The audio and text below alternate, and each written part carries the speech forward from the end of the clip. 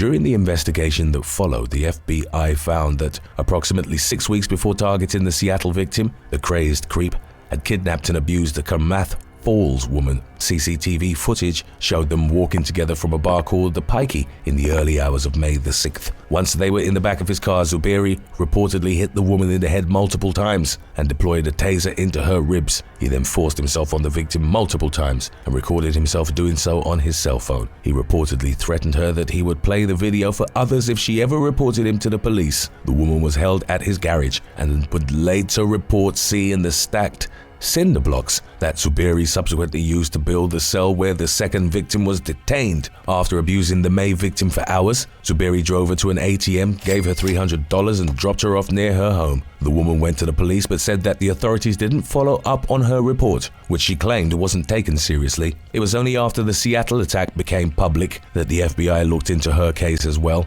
Zuberi faced a plethora of charges that included 2 counts of kidnapping, 2 counts of felony gun possession, and 3 counts of felony ammunition possession. In August of 2023, while in custody, he reportedly tried to break out by smashing through his cell window but was unsuccessful. Zuberi pleaded not guilty to all of his charges, and during the ensuing trial, his defense tried to claim that his relations with the victims had been consensual. His lawyer pointed to Zuberi dropping his first victim off at her home as evidence in that regard, noting that it wasn't behavior typical of a kidnapper. The defense also proposed that the video of him having relations with the victim actually exonerated him because she called him attractive in the footage, and he complied when she requested that he stopped recording. The evidence against Zuberi was, however, overwhelming and consisted of dozens of witnesses and hundreds of court exhibits. The prosecution presented harrowing photos of the dungeon he'd built in his garage. The police recovered handcuffs, leg irons, cell phone, jammers, and a taser, which were displayed in court. Also part of the evidence was a note written by Zuberi titled Operation Takeover, which featured instructions on how to hunt for his victims. The note partially read,